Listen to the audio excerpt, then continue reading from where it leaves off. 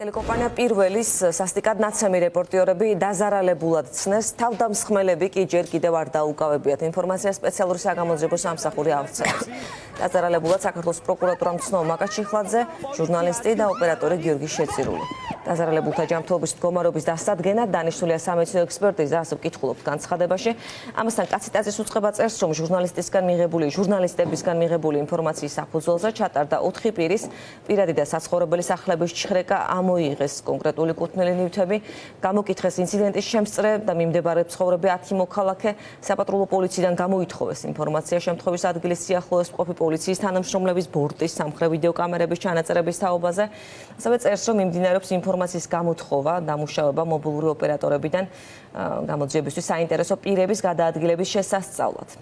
გაგახსენებთ 7 დეკემბერს ბესიკის ქუჩაზე ტელეკომპანია პირველის გადამღებ ჯგუფს პირდაპირ ეთერში დაესხნენ თავს ჟურნალისტ მაკაც ჩიხლაძეს და ოპერატორს გიორგი შეწირულს მძიმე დაზიანებები მიაყენეს.